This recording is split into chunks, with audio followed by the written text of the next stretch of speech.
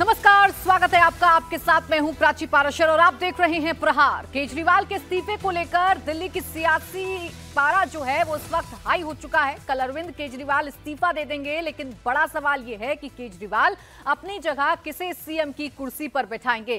केजरीवाल की जगह दिल्ली में किसकी ताजपोशी होगी? आम आदमी पार्टी के अंदर नए सीएम को लेकर हलचल तेज हो गई है। बड़ी खबर यह है कि आज शाम को आम आदमी पार्टी की पीएसी की मीटिंग होने जा रही है। ये बैठक सीएम आवास पर होगी। बैठक में केजरीवाल की जगह कौन सीएम होगा, इस बात को लेकर चर्चा होगी। कहा यह भी जा रहा है कि पीएसी की मीटिंग में सीएम के नाम पर सहमति बनाने की कोशिश की जाएगी। पीएसी की मीटिंग में आम आदमी पार्टी के सभी बड़े नेता शामिल होंगे। आतिशी, सिसोदिया, संजय सिंह, सौरभ भारद्वाज, गोपाल राय के अलावा भगवंत मान भी मीटिंग में शामिल हो सकते हैं। तो ये तो तय है कि अरविंद केजरीवाल सीएम की कुर्सी छोड़ रहे हैं। ये तय है कि अरविंद केजरीवाल अब दिल्ली के मुख्यमंत्री नहीं रहेंगे। कल वो इस्तीफा देंगे, लेकिन इसके बाद दिल्ली की कुर्सी का हकदार कौन होगा, इसी नाम को तय किया जाएगा।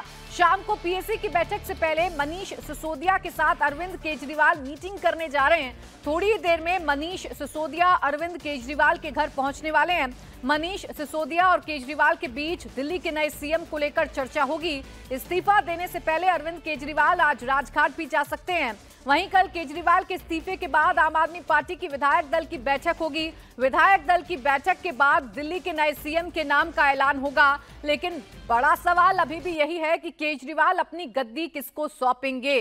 क्या केजरीवाल आतिशी को दिल्ली की कमान सौंपेंगे या फिर कोई और दिल्ली की बागडोर संभालेगा? जैसा इस्तीफे का ऐलान करने के बाद अरविंद केजरीवाल ने सबको चौंकाया था, तो क्या सीएम फेस को लेकर भी अरविंद केजरीवाल सबको चौंका सकते हैं? ये वो सवाल हैं जो अरविंद केजरीवाल के फैसले के बाद खड़े हो रहे हैं।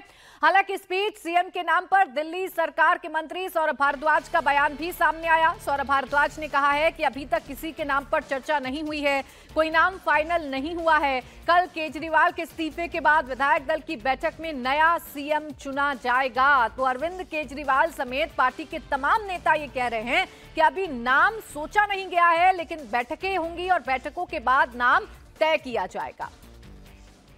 आप जैसे कयास लगा सकते हैं, मैं भी वैसे ही कयास लगा सकता हूं, मगर आपका कयास लगाना ठीक है, मेरा कयास लगाना ठीक नहीं है, क्योंकि मैं उसका स्टेक होल्डर हूं। इसलिए जो है अभी तक मैं आपको ये बता सकता हूं कि इसके ऊपर कोई चर्चा नहीं है। कल ये फैसला मुख्यमंत्री जी ने जनता के बीच में रखा है। कल इतवार था, आज ईद की छुट्टी है, लिहाजा कल यानी कि मंगलवार को जो पहला वर्किंग डे आता है उसमें मुख्यमंत्री अपने इस्तीफे को दे देंगे और इस्तीफा जैसे ही मंजूर होगा उसके बाद विधायक दल की जो है बैठक होगी। विधायक दल अपना एक नेता चुनेंगे। जो नेता चुना जाएगा वो अपना स्टेक टू पावर, जो अपना क्लेम है, वो उपराज्यपाल के माध्यम से राष्ट्रपति को अपना क्लेम देंगे। क्योंकि कोई ऐसी दिक्कत नहीं है, हमारे 60 विधायक हैं, तो जाहिर सी बात है उनको बुलावा आएगा, और जब वो बुलावा आएगा तो फिर वो जो है अपनी शपथ लेंगे। तो इस तरीके का है, और मुझे लगता है कि ज्यादा दिन नहीं, एक हफ्ते के अंदर ये सारी की सारी प्रक्रिया हो जानी चाहिए। तो सौरभ भारद्वाज ये भी कह रहे हैं कि जनता चाहती है कि दिल्ली में जल्द से जल्द चुनाव हो, ताकि वो फिर से आपको वोट कर केजरीवाल को मुख्यमंत्री बना सकें। दिल्ली के लोगों के अंदर ऐसी उत्सुकता है कि चुनाव हो और हम वोट डाल के अरविंद केजरीवाल को कल ही दोबारा मुख्यमंत्री बने, ऐसी बेसब्री है आज दिल्ली की जनता के बीच में। चुनाव से, जो चुनाव का दिन होता है उससे 6 महीने पहले, 5 साल पूरे होने से 6 महीने पहले चुनाव आयोग चुनाव करा सकता है। जैसे आप देखेंगे हरियाणा के चुनाव जो है उनका समय पूरे होने से पहले ही जो है चुनाव आयोग करा रहा है। तो हमने ये कहा है कि आप की करिए। अब हम बंद कर देंगे, कहेंगे भाग गए, देखो ये छोड़ के भाग गए। तो हम भी अब समझदार हो गए, अब हम वैसे बेवकूफ नहीं रहे जो पहले थे, ठीक है। अब इतने नादान नहीं है।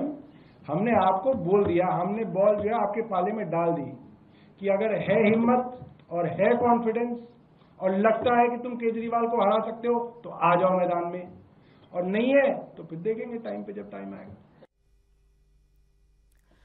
तो अरविंद केजरीवाल के घर पर बैठकों का दौर अब शुरू होने वाला है। दिल्ली में केजरीवाल के घर पर अहम बैठक है और केजरीवाल के घर फिलहाल राघव चड्ढा पहुंच चुके हैं। मनीष सिसोदिया के साथ अरविंद केजरीवाल की बैठक होगी, इसके बाद पीएसी की बैठक होगी। माना यह जा रहा है कि इस बैठक में सीएम फेस को लेकर मंथन किया जाएगा। सीएम फेस को लेकर रजामंदी तमाम विधायकों के साथ बनाई जाएगी, तमाम जो नेता हैं, जो पदाधिकारी हैं, उनके साथ बैठकर बनाई जाएगी। और कल जब मुख्यमंत्री पद से इस्तीफा अरविंद केजरीवाल देंगे, विधायक दल की बैठक होगी और उस एक नाम का ऐलान होगा जो मुख्यमंत्री अरविंद केजरीवाल के बाद दिल्ली का अगला मुख्यमंत्री बनने जा रहा है। मेरे साथ मेरे सहयोगी भास्कर मिश्रा इस वक्त जुड़ गए हैं। भास्कर, आप बताइए, आम आदमी पार्टी के नेता तो कुछ बता नहीं रहे, रटा रटाया जवाब दे रहे हैं, लेकिन आपके सोर्सेस क्या बता रहे हैं? किस एक नाम की सबसे ज्यादा चर्चा है, या यूं कहूं कि कौन दौड़ में सबसे आगे दौड़ता हुआ नजर आ रहा है सीएम की? देखिए, सीएम कौन होगा, पॉलिटिकल पार्टी कोई भी हो, लगभग पहले से ही तय होता है और औपचारिकता पूरी की जाती है। आम आदमी पार्टी में भी वो औपचारिकता पूरी की जाएगी। अरविंद केजरीवाल और मनीष सिसोदिया से ही तय कर चुके होंगे कि उनकी जगह कौन स्थान लेगा, और जब तक दिल्ली में चुनाव नहीं होता है तब तक मुख्यमंत्री के पद पे बैठेगा। लेकिन एक ये जरूरी होता है कि जब कोई मुख्यमंत्री इस्तीफा देता है, कैबिनेट इस्तीफा देता है, तो उसके बाद फिर से कौन मुख्यमंत्री हो, इसके लिए विधायक दल की बैठक होती है, उसमें नेता चुना जाता है और वो सरकार बनाने का दावा पेश करता है। तो वो सारी प्रक्रिया पूरी हो जाएंगी। उसके बाद सिर्फ अब कयास लगा रहे हैं लोग कि आखिर कौन हो सकते हैं। अगर अरविंद केजरीवाल और उनकी पार्टी की जरूरत देखिए तो उस हिसाब से सबसे ज्यादा फिट बैठ रही हैं आतिशी। दिल्ली सरकार में तमाम महत्वपूर्ण पद उनके पास में है, मंत्रालय उनके पास में है। मनीष सिसोदिया और अरविंद केजरीवाल का विश्वास उनको प्राप्त है, पार्टी में महत्वपूर्ण भूमिका वो निभाती हैं। तो और ऐसे में ये जरूरी है कि अगर कोई भी मुख्यमंत्री बनता है तो जो भी फैसला लेता है, खासकर दिल्ली की महिलाओं को जो 1000 रुपये देने का वादा किया गया था हर महीना, उसको अगर अमली जामा पहनाना है, उसको अगर जमीन पे लाना है, तो मुख्यमंत्री कोई ऐसा हो जो अधिकारियों के साथ जिनकी अच्छी बनती हो और आसानी से इस फैसले को सतह पे लाया जा सके। और इस लिहाज से यह माना जा रहा है कि आतिशी सबसे उपयुक्त नाम है। इसमें ऑप्शंस की बात अगर करें तो सौरभ भारद्वाज भी हैं, कैलाश गहलोत भी हैं। एक बात जो पार्टी तय कह रही है वो ये कि अभी जो मंत्रिमंडल में है उनमें से किसी को नहीं हटाया जाएगा। यानी 5 लोग, आतिशी, सौरभ भारद्वाज, गोपाल राय, कैलाश गहलोत और इमरान हुसैन, ये लोग जो मंत्रिमंडल में हैं, ये लोग मंत्रिमंडल में रहेंगे। इनके अतिरिक्त 2 और नाम शामिल होगा, लेकिन किसी 2 नए चेहरे को शामिल करके उनको मुख्यमंत्री बनाया जाएगा, ऐसी संभावना बहुत कम है, न के बराबर है। इसके साथ साथ जो कयास लगाए जा रहे थे कि बाहर से किसी को बनाया जाएगा, उसमें एक कानूनी अड़चन भी है और इस तरह की कोई रिस्क या कोई अलग से क्या कह सकते हैं कि एक नया विवाद मोल नहीं लेगी आम आदमी पार्टी। तो ये माना जा रहा है कि सबसे उपयुक्त आतिशी हैं और उसी बिल्कुल। देखिए, नैरेटिव की लड़ाई में आम आदमी पार्टी गोल पर गोल करना चाहती है और कोई ऐसा नाम लाकर वो अपने लिए मुश्किलें खड़ी नहीं करेगा जिसको लेकर विपक्षी आसानी से अटैक कर सकते हैं। भास्कर, आप बने रहिएगा हमारे साथ।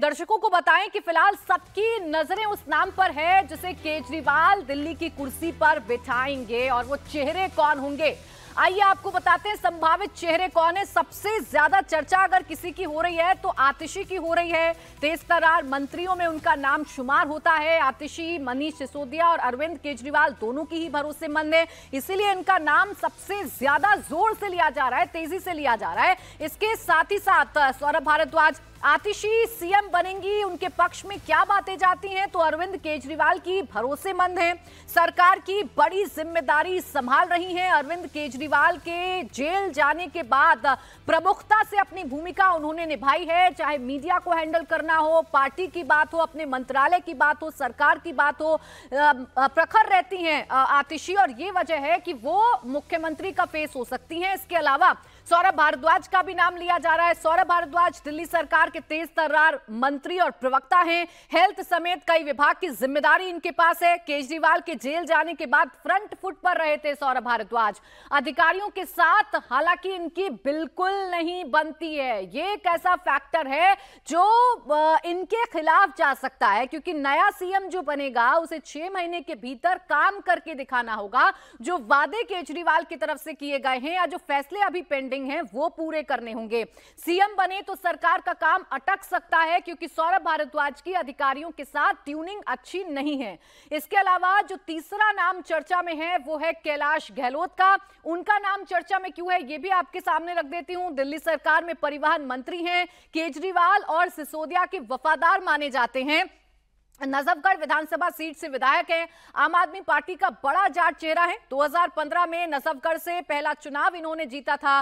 सीएम बने तो हरियाणा चुनाव में भी इसका फायदा हो सकता है। तो ये वो 3 नाम हैं जो फिलहाल सबसे ज्यादा चर्चाओं में है। आतिशी का नाम, सौरभ भारद्वाज का नाम और कैलाश गहलोत का नाम। अब देखिए, केजरीवाल के इस्तीफे के बाद सियासी बयानबाजी लगातार जारी है। बीजेपी लगातार सीएम केजरीवाल पर निशाना साध रही है। नई दिल्ली से बीजेपी सांसद बांसुरी स्वराज ने केजरीवाल को मास्टर ऑफ यू टर्न बताया है। मैम, केजरीवाल के निर्णय को किस तरीके से आप देखती हैं? इस देश की विभिन्न कचहरियों ने बार बार अपने ऑर्डर्स में ये पाया है कि केजरीवाल जी की अरेस्ट लीगल है क्योंकि वो शराब घोटाले में संलिप्त हैं और उसके किंग पिन हैं, जिसके कारण सुप्रीम कोर्ट ने भी एक बहुत स्ट्रिक्ट कंडीशन लगाई थी। उन्होंने केजरीवाल जी को इस योग्य नहीं समझा था कि वो सीएम दफ्तर जाएं, ना इस योग्य समझा था कि वो सीएम की भूमिका निभाते हो किसी भी फाइल पर हस्ताक्षर करें। ऐसा लग रहा है जैसे आज माननीय मुख्यमंत्री अरविंद केजरीवाल जी ने अपनी बेल की इस कंडीशन की विवशता पर नैतिकता का आवरण उड़ाने का ढोंग रचा है। केजरीवाल जी का ट्रैक रिकॉर्ड उठाकर देख लीजिए, मास्टर ऑफ यू टर्न है। और ये इस्तीफा यदि नैतिकता के आधार पर है तो 177 दिन पहले आ जाना चाहिए था। आज आम आदमी पार्टी ने इस्तीफा दे दिया, कल केजरीवाल ने दे दिया है। उन्होंने कहा है कि अब दिल्ली की गलियों में ये चर्चा होगी कि उनके बेटे को फिर से कब सीएम बनाया जाए। दिल्ली की जनता बहुत समझदार है। आपको याद होगा कि केजरीवाल जी जब प्रचार कर रहे थे लोकसभा चुनाव में तो तब उन्होंने ही कैंपेन चलाया था, जेल का जवाब वोट। दिल्ली की जनता ने वर्डिक्ट केजरीवाल जी के विरोध में दिया है। 7 की 7 सीटों पर उन्होंने भाजपा का चयन कर कर कमल खिलाया है। अब देखिए, बीजेपी कह रही है कि अरविंद केजरीवाल का ये ड्रामा है। बीजेपी बता रही है कि अरविंद केजरीवाल की चूंकि मजबूरी थी इसलिए अरविंद केजरीवाल ने इस्तीफा दिया है। लेकिन सियासी जानकार ये मानते हैं कि अरविंद केजरीवाल ने एक तीर से कई निशाने साधने की कोशिश की है। एक बार फिर से भास्कर के पास हम चलेंगे। भास्कर, आज जो बैठकें होने जा रही हैं अरविंद केजरीवाल के आवास पर, राघव चड्ढा पहुंच चुके हैं, मनीष सिसोदिया के साथ उनकी बैठक होनी है, फिर पीएससी की बैठक होनी है। ये बैठक कितनी महत्वपूर्ण है? क्या आज वो नाम डिस्क्लोज किया जा सकता है पार्टी नेताओं कार्यकर्ताओं के सामने, कम से कम जो नाम अगला सीएम हो सकता है दिल्ली का? और देखिए, पार्टी के नेताओं के सामने तो वो नाम डिस्क्लोज नहीं होगा, ना ही मीडिया के सामने आएगा। अरविंद केजरीवाल जब जेल से आए थे बाहर तो वो मन बना के आए थे कि उनको इस्तीफा देना है।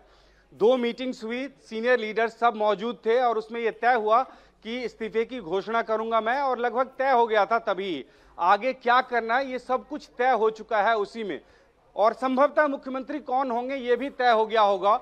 और ये अभी बताना उचित नहीं होगा पार्टी के लिए, और जिस तरह की राजनीतिक परंपरा है हमारे देश में वो पहले से नहीं बताया जाता है। इंतजार किया जाता है कि विधायक दल की बैठक हो और उसमें विधायकों के द्वारा नेता चुना जाता है। तो ये जो पक्ष है ये जब तक सामने नहीं आता है तब तक लीडरशिप का फैसला उनके ऊपर में थोपा गया, ये आरोप ना लगे, इसीलिए इस तरह की चीजें डिस्क्लोज नहीं होती है। लेकिन यह जरूरी है कि इस मीटिंग में, आज जो मीटिंग्स होने वाली है वो बहुत महत्वपूर्ण इसलिए है कि अरविंद केजरीवाल अगर इतना बड़ा स्टेप लेते हैं इसके पीछे कई कारण है। उन्होंने एक तीर से कई निशाने लगाए, जैसा कि आपने बताया।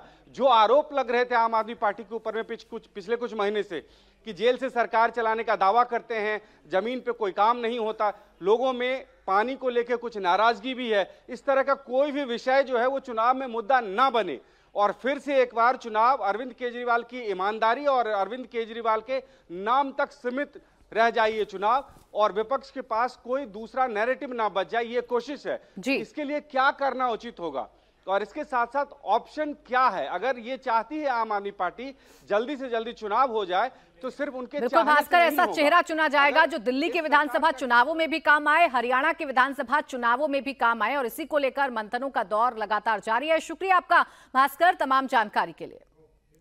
आगे बढ़ेंगे, बात करेंगे पीएम मोदी की, जो गुजरात के गांधीनगर से अयोध्या पर एक बड़ा बयान उन्होंने दिया है। लोकसभा चुनावों के बाद पहली बार अयोध्या पर पीएम मोदी बोले। पीएम ने कहा कि अयोध्या में भव्य मंदिर का निर्माण हो गया है। अब पूरे शहर को सोलर सिटी बनाने के लक्ष्य पर काम किया जा रहा है।